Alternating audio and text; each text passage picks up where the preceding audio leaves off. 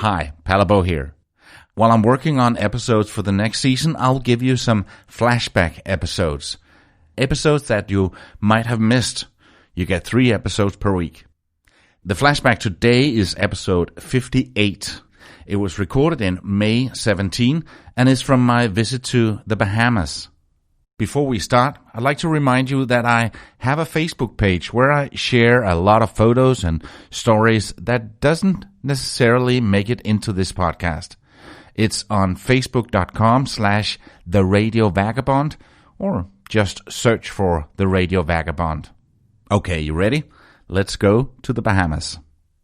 You look just like 2 guys that passed here before. You heard that joke before? Every evening, this is our routine job. Meet Palabo, a digital nomad from Denmark on an epic journey around the world. At the age of 50, he made a bold decision. He sold everything, his house, his car, his furniture, and set out with a quest to visit every single country in the world, documenting everything along the way. This is the Radio Vagabond Podcast.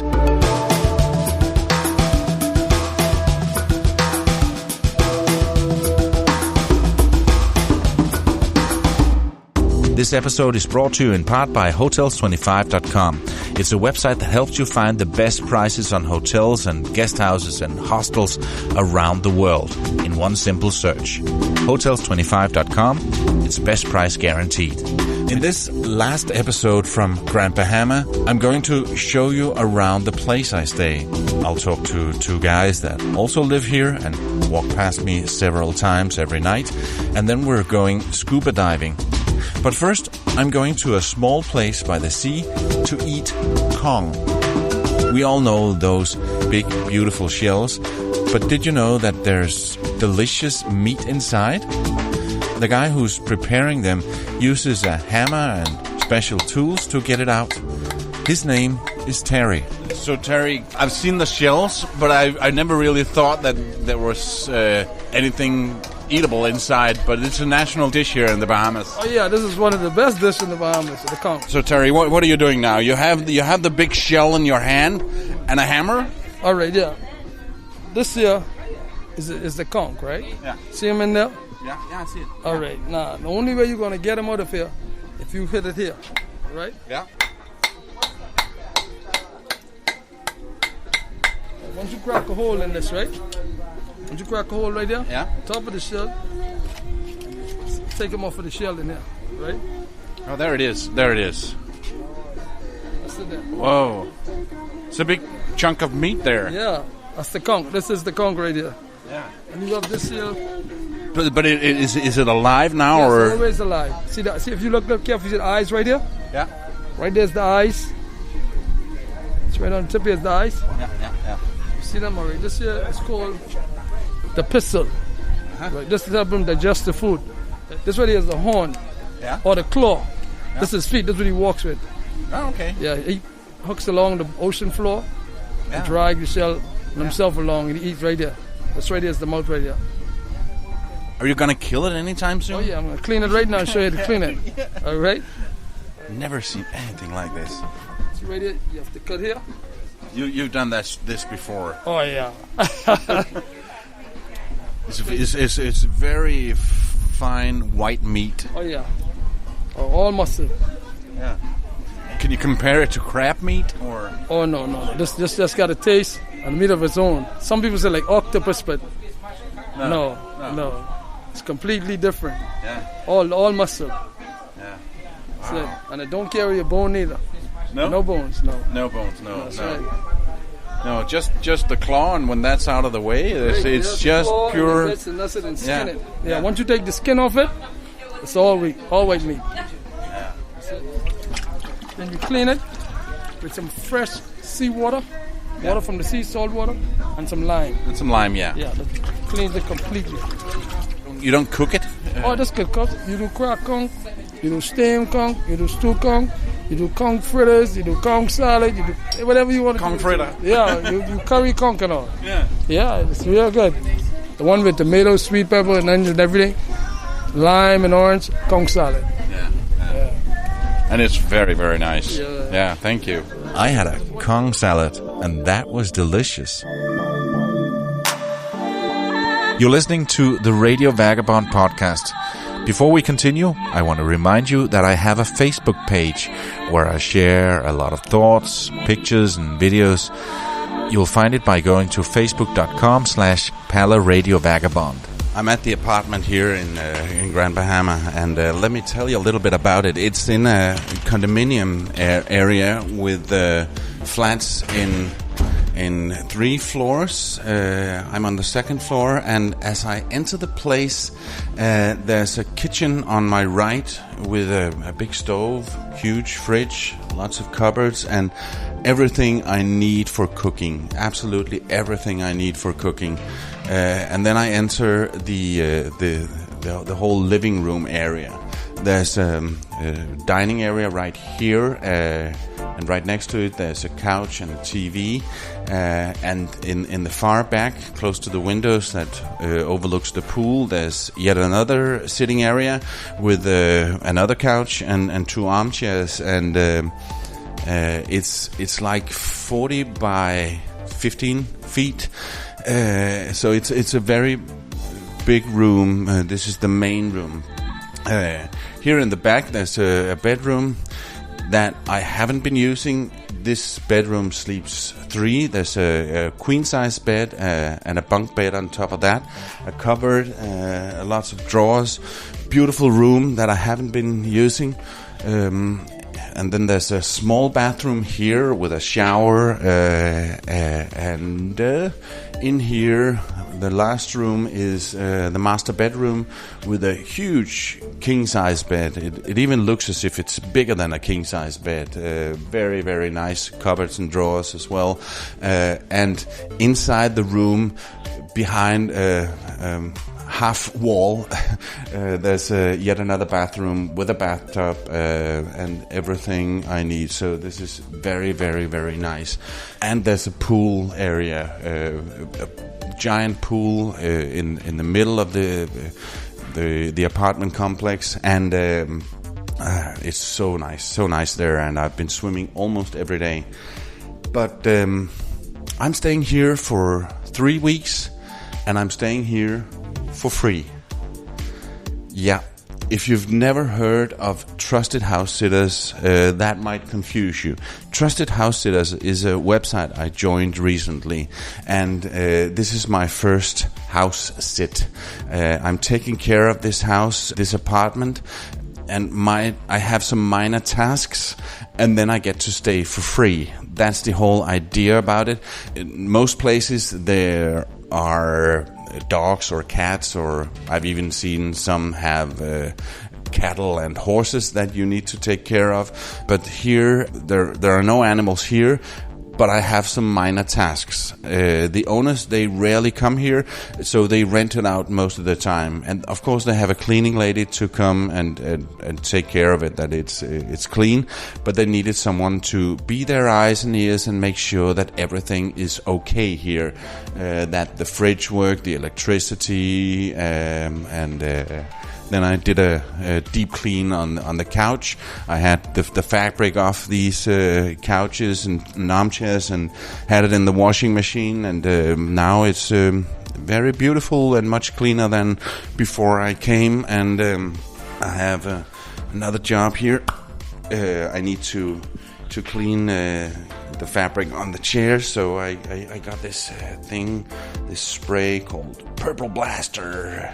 It's a multi-purpose foam cleaner, and I am spraying this on right now, and I have to wash it off and rinse it off and try to make the whole thing look nicer. Heavy duty stuff. And this afternoon I have a guy coming over, taking a look at the fridge because it doesn't really close properly, and that's my simple tasks. I don't really have much to do, and this is absolutely a great way for me to travel. On Thursday, 2 days from now, I'm flying up to Mississippi, where I'm staying at at a house in a small village called Natchez, and there I'm taking care of her 3 cats. She's going on vacation, and I'm staying at her house, taking care of her cats, so they can stay where they love to stay, and they don't have to go anywhere else. And then I'm mowing her lawn or emptying the mailbox and just making sure that I take good care of her house. And the fact that the lights are going on and off, it doesn't look as if someone is on vacation. I'm staying at her house, taking care of it, and she lets me stay for free. I'm doing that for almost 3 weeks. Then I'm going to St. Louis, staying there for a week, also for free, with 2 dogs and a cat.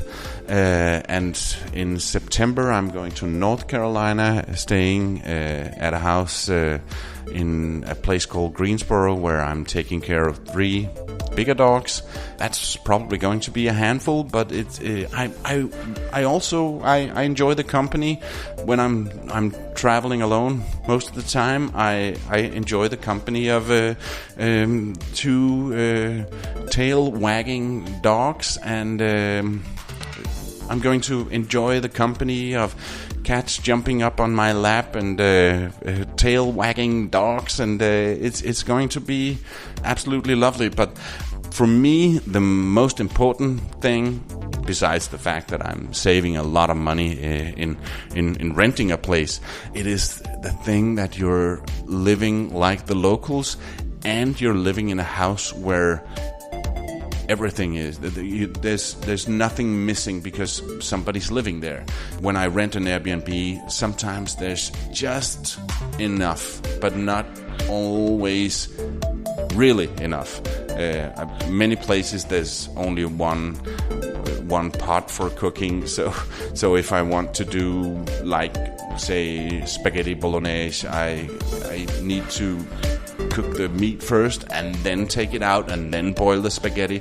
It's just an example, but sometimes there's stuff missing. A lot of places in Asia there were no knives, but when you're staying at people's houses, everything is there. So and the fact that you're staying like the locals and get to meet their neighbors and stuff like that. So it's much more personal, much more authentic, and I think this is a way of traveling that I'm really gonna like, and that's gonna be a big part of my traveling life. So this is my apartment here in Grand Bahama, and I absolutely love it, and I need to continue cleaning this stuff.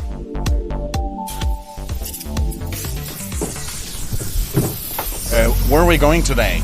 Well, we're going to a reef called Treasure Reef. It's about 20 feet deep, and the maximum bottom time about 45-50 minutes, yeah. What do you think we'll be able to see down there? Oh, you see a lot of snappers, groupers, and maybe a barracuda. Who knows, a shark might come in. Exciting.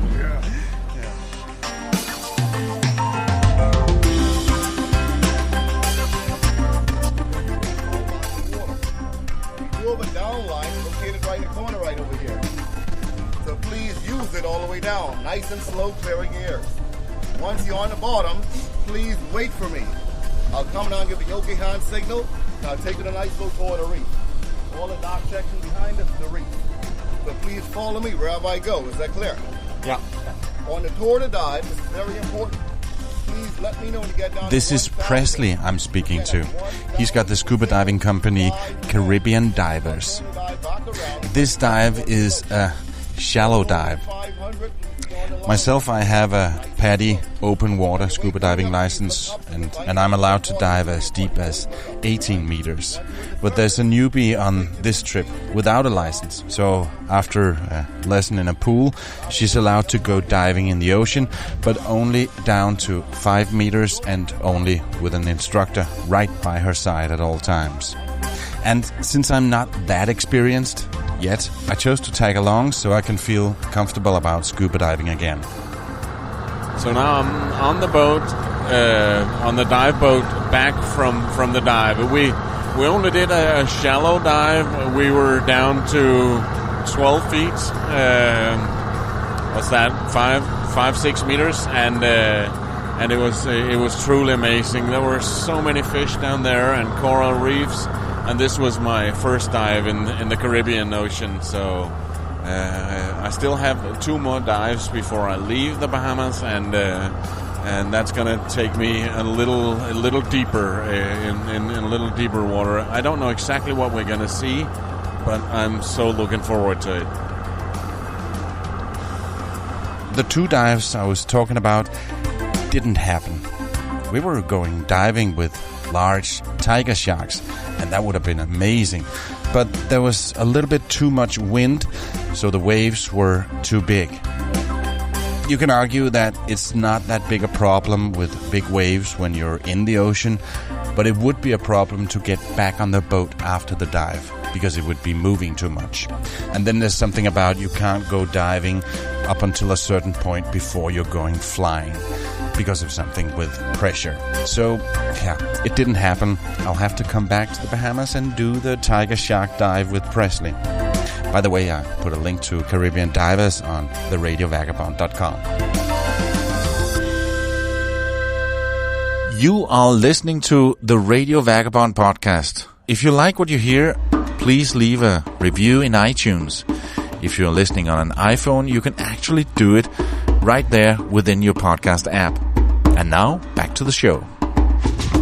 This apartment complex that I'm in, it's, like I said before, it's 3 stories, and then it's around, 300 feet by 300 feet.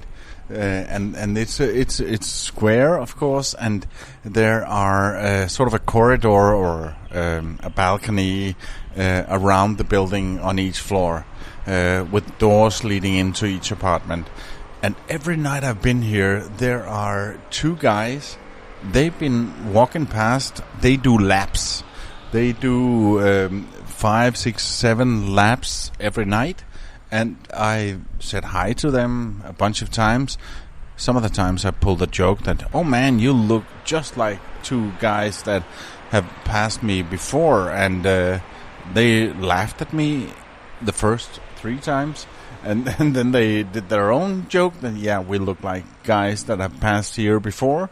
And tonight is my last night, and they're just turned the corner down there. So they'll be approaching me in a minute. I think I'm going to do a lap with them. You look just like 2 guys that passed here before. You heard that joke before? Yeah, every day evening, this is our routine job. So you first of all, what's your name? My name is Yella Pragada. Oh yeah, I can repeat that. Yeah, Yella Pragada. Yella Pragada, yes sir. Yeah. And you were born and raised Bahamian? In India? Yes, okay. I came here in 1995. Yeah. Since then, I'm right here. What brought you here? My teaching skills. Okay. When did I apply from there for a teaching position here? They invited me to come. Mm-hmm. And I came. Since then, I'm working at 8 Mile Rock High School, teaching physics, mathematics, and chemistry. Yeah. Yeah. And your friend, he doesn't like being on the radio, so he's really fast right now. He's a shyful guy, but he's yeah, I'm running up to you. What's your name? Godwin Scott. What are you born and raised to Bahamian? No, I'm from Guyana. Guyana? And that is bounded by Suriname, Venezuela, Brazil, and the Atlantic Ocean. Oh, yeah. Why are you here? Teaching, my teaching skills. You're teaching again. as well? Yes. Yeah. Actually, what happened 20 years ago, I just actually applied and they select my application. I'm teaching welding, carpentry, and also I do some part-time teaching at the Technical Institute, where I teach the Grand Bahamas Shipyard students. Yeah. So this thing that you're doing every night, is that exercise or is it escaping the dishwashing thing? No, it's really exercising. It really relaxes you. Walking really relaxes you. From a hard day's work, when you walk, to me, I feel much more. Yeah. And then you evaluate everything that's going on here and in your life and in Bahamas and no? Yes, correct. Yeah. But then at the end of the day, when you actually finish and you take a bath, you feel refreshed and you're ready to work again. Yeah. Is it a good place here? Yes, it is because I'm enjoying it. You know, it's closer to the U.S. and you could actually, on vacation, you could always fly to a different state. Yeah. You know, it's just a bit of fun after work. You both have families here? Yes, I have my family. My wife also teacher here. She also teaches sciences. I have 3 children. Yeah. I'm only my sister is here. I have a sister here, and she is an English teacher. And soon he's getting married, so. You're getting married? No, I like what he like to predict the best for me, and that's good. He like to predict the best for me, and I like that. I like what he's doing. You know, you always look forward, but I always tell him one thing. When I grow up, I want to be like him. You know, I admire him with his family and so on and so forth. So one day I'll grow up and I'll take the pattern, you know, that he's and the road that he's walking on. I'll take that. Yeah. You work at the same place? No, different schools. 2 different schools. I'm at the best school in Grand Bahama. What's the best thing about living here in Grand Bahama? Very peaceful life here and comfortable. But depends upon. Well, a while ago you asked my friend, what is how do we feel to express living here? How comfortable it is? That depends upon one individual. Mm-hmm. Like whoever running behind money, want to become rich overnight and working hard, for them is not the right place. Yeah. This is a slow place. Especially me, why I prefer this place? Because it's a cool and comfortable place where you can raise your children good, sending them to good school, even though which is a little expensive, but you can always watch them closely, make sure they're doing proper job, what they're supposed to do at their age and at their grade level. So under these conditions, I love to be here. Yeah. It's more expensive than India here. Very expensive, yes, it is. In fact, it's more expensive than Denmark here. I think so. Yeah. But the weather's quite good. Yes, that is true. Yeah. Less pollution. Yeah. Compared to that India, it is good. Yeah. And you know that the country is rapidly growing and highly polluted and crowded and etc. My children, that's why they don't want to go back. Otherwise, I would love to go back all the time because that's my mother India.